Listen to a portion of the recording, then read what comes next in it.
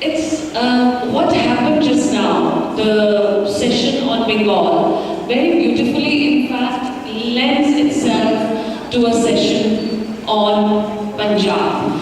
Because as we were talking, that both the states have faced partition.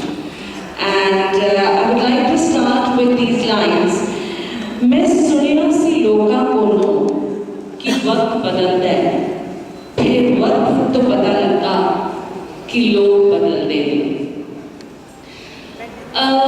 Punjab has in fact seen a lot of movement, and that has what affected the Punjab, its Punjabi, and the Punjabian. All the movements that have, all the eras, all the different phases that Punjab has gone through has affected the language, the people, and where we are today. In fact, the very fact that I am a Punjabi and I am living in Bengal says a lot, because it was during partition that the family in which I have married moved all the way to Calcutta from Peshawar and Lahore and other places.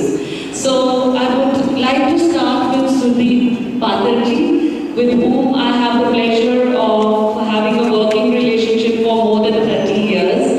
Patarji, ਤੁਹਾਡਾ ਕੀ ਕਹਿਣਾ ਹੈ ਇਹ ਸਾਰੀ ਜਿਹੜੀ movement और किस तरह पंजाब में effect होया पार्टीशन ਦੇ ਵਿੱਚ? तो प्यारे दोस्तों, जैसे रमन ने बताया कि हमसे पहले जो शुनार मामला का सेशन था, तो मैं सोच रहा था कि अगर और हम शुनार मामला के लिए तो पंजाब को क्या कहें, तो मेरे मन में दो शब्द आए कि शायद हम इसे कहते हैं सूहा ते सावा पंजाब. सूहा इज फॉर रेड,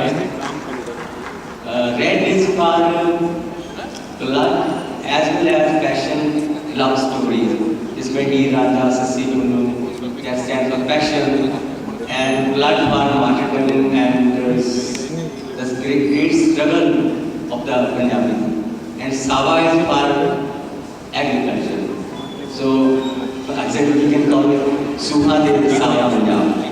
और दूसरी बात जो शुनार बांग्ला के सेशन के बाद मैं कहना चाहता हूँ कि बांग्ला के पंजाब पर भी बहुत ऐसे एहसान हैं जिनको हम मानते हैं, जैसे टैगोर का अपने सर के खिताब को वापस करना जलियांवाला बाग के बाद. और दूसरा जो एक बहुत बड़ी बात मैं याद करता हूँ कि जब शांति निकेतन में राजस्थानी टीचर थे इंग्लिश के, तो राजस्थानी इंग्लिश में कविता लिख के गुरुदेव टैगोर के पास गए, तो गुरुदेव ने कहा कि आप अपनी भाषा में क्यों नहीं लिखते, पंजाबी में क्यों नहीं लिखते? तो वो कहते हैं कि पंजाबी इतनी एडवांस नहीं है कि वो मेरे विचार उसमें इजहार कर सकते हैं. तो कहने लगे क्या आपके विचार गुरु नानक से भी ऊंचे हैं, या आपके विचार बुल्ले शाह से भी ऊंचे हैं? तो उस दिन के बाद राजस्थान ने कभी इंग्लिश में नहीं लिखा, उसने बहुत खूबसूरत पंजाबी में किताबें लिखी, मेरा पाकिस्तानी सफ़रनामा, मेरा रूसी सफ़रनामा, और मेरी गैर जज्बाती फिल्मी डायरी. तो और एक जो टैगोर का क्यों नहीं, गुरु नानक देव जी की आरती का बंगला में बहुत खूबसूरत अनुवाद किया. बंदा बहादुर पर नजर लिखी, गुरु गोबिंद सिंह पर नजर लिखी, और जो एक पंजाब में चलती है दंत कथा कि टैगोर को किसी ने कहा कि आपने तो नेशनल एंथम तो लिख दिया, लेकिन एक इंटरनेशनल एंथम भी लिखिए. तो कहने लगे वो तो पहले लिखा जा चुका है, और वो है गुरु नानक का गगन में थार रवि चंद्र दीपक बने तारे का मंडल. तो ये बात भी पंजाब में चल, सो ये रिश्ता था जो मुझे बैठे बैठे याद आ रहा था जब सेशन चल रहा था. तो पंजाब को मैं ऐसे देखता हूँ कि जैसे हम 5 दरियाओं का, जैसे अभी हमारे एंकर भी कह रहे हैं कि 5 दरियाओं का देश है. तो मैं इसको लिटरेचर में इसकी 5 धाराएं मशहूर हैं. दरिया दरियाओं की तरह ही जिन धाराओं को हम एक धारा को हम मानते हैं कि लोक धारा जो फोक पोइट्री की या फोकलोर की धारा, दूसरी गुरमत की धारा जिसमें गुरबानी है, तीसरी सूफी कलाम की धारा और चौथी किस्सा काव्य जिसमें हीर रांझा सस्सी पुन्नू और पांचवी है जो वीर काव्य जिसको बोलते हैं वारे और जंगनामे। तो इन पांचों धाराओं में जो एक बहुत साझी बुनियादी चीज़ है वो है कि इन सभी में पंजाबी एक नागरी की लैंग्वेज है कि कभी किसी राजा महाराजा के दरबार की भाषा नहीं रही, ये एंटी एस्टैब्लिशमेंट की भाषा है, नावलों की लैंग्वेज रही है।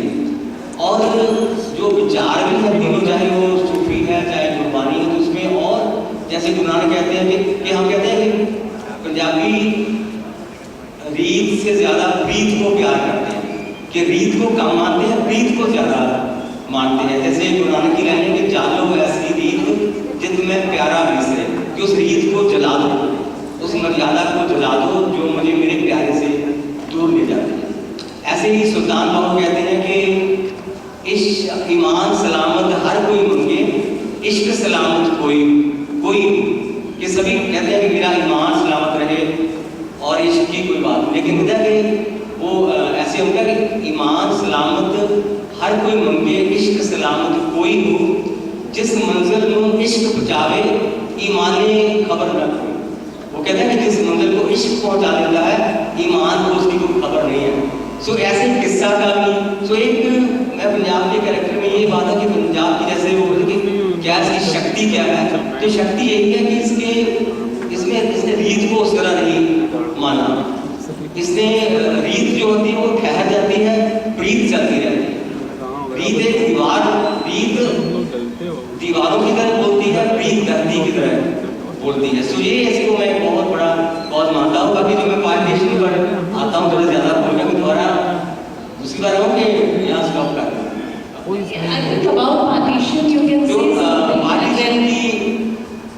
पार्टीशन एक ऐसी चीज़ है, ऐसी ट्रेजेडी है जिसको हमको समझते ये दिन आ गए। और जैसे बंगाल और पंजाब के कॉन्टेक्स्ट में बात हो तो मेरे ख्याल में पंजाब में जितनी हत्याएं, जितनी बलात्कार हुए, जो कुछ का जितनी रक्त बही शायद बंगाल में उतना ऐसे नहीं हुआ कि ये सभी सोचते हैं चलो माइग्रेशन होनी तो माइग्रेशन हो जाती है, लेकिन इतनी ब्लड शेड का क्या कारण था, इतने रेप्स का क्या कारण था कि वो इस सब को क्या हम इसको कुछ इंसान से जोड़ेंगे। इंसान होते ही ऐसे हैं जहाँ कोई पुरानी नफरत से जुड़े, कहाँ इसको जोड़े। सो इसको मंटो समझता रहा, राजेंद्र सिंह बेदी समझता रहा कि पार्टीशन एक ऐसा थीम है जो हमें अभी तक हॉन्ट करता है कि हमसे बाद जो पार्टीशन के बाद भी पैदा सभी ने पोइट्री लिखी पार्टीशन पर, सभी अभी तक भी लिखी जा रही है कि पार्टीशन। लेकिन मैं मानता हूँ कि पार्टीशन से हम ऐसे डील करते हैं पार्टीशन से कि पार्टीशन के बारे में हम अमृता प्रीतम की पोएम थी, अमृता प्रीतम ने वारिस शाह को याद किया कि पार्टीशन के बाद जो एक मुस्लिम पोएट को याद कर लिया, और मोहन सिंह ने गुरु नानक को याद किया, हरभजन सिंह ने इंसान की अजमत में उम्मीद रखी, और एक हमारे जो उस्ताद दामद थे पाकिस्तान के पोएट, उन्होंने लोगों पर उम्मीद रखी कि पार्टीशन से भी कैसे उभरे, किस तरह वो अगेन वो कायम हुए। इसमें भी पंजाब की एक ग्रेटनेस है। और दूसरी मैं पंजाब के बारे में जो बात कर रहा हूँ कि ये रबाब और दरबार की धरती है। रबाब जो म्यूजिक का म्यूजिक इंस्ट्रूमेंट है जो गुरु नानक के साथ मर्दाना मुसलमान रबाबी चलते थे। तो मैं 2 सत्रों से अपनी बात को यहाँ मुकम्मल करता हूँ कि वो उसमें एक लाइन है किसी कवि की कि घायल तो करता हूँ मैं दिल रबाब से, कि कायल तक करता हाँ मैं दिल केवल रबाब नाल, ये जो तेग है ये रबाब दी राखी गई है, कि मैं घायल तो रबाब से करता हूँ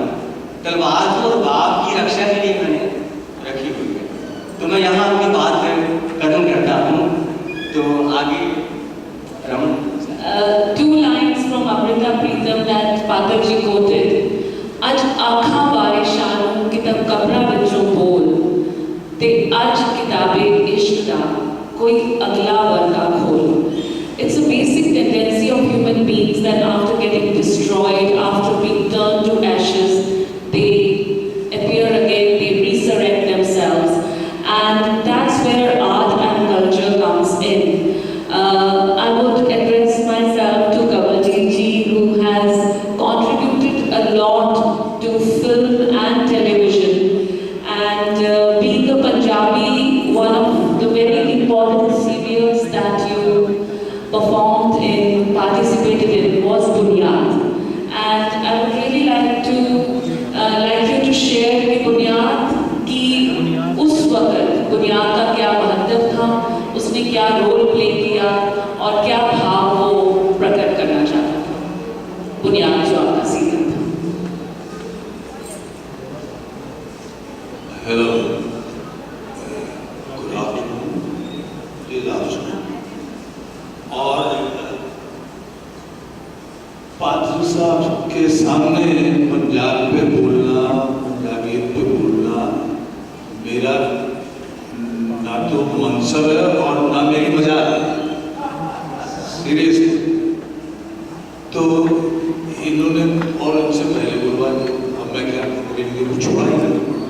वैसे भी आप कहेंगे भाई अगर बोलना ही नहीं था तो आए क्यों, मैं भी इसीलिए आया हूँ कि पात्र साहब को सुन सका, तो बड़ा अच्छा लगा, मजा आ गया। बाकी अब क्योंकि बुलाया गया हूँ तो बोलना पड़ेगा थोड़ा। वजह ये है कि मुझे कांटों में घसीटा गया है, वो इसलिए कि मैं जिंदगी भर यूपी में रहा हूँ, मेरा पंजाब से ये ताल्लुक है कि मैं सरदार फैमिली में पैदा हुआ, तो इस वजह से, और कभी नाना के घर चले जाते थे बड़वाड़ा में, या फिर इधर चंडीगढ़ चले जाते थे दाद के मेरे। तो जब मैं इंस्टीट्यूट गया उसके बाद भी जब गया तो पंजाबियों से तो भरा हुआ था हमारी फिल्म इंडस्ट्री, और जब मुझे ये ऑफर हुई बुनियाद तो मुझे ज्यादा कुछ मालूम नहीं था। तो जब मैं बुलाया गया तो मुझे रोल सुनाया गया, एक्चुअली मुझे रोल वो नहीं सुनाया गया था जो मैंने किया इवेंचुअली,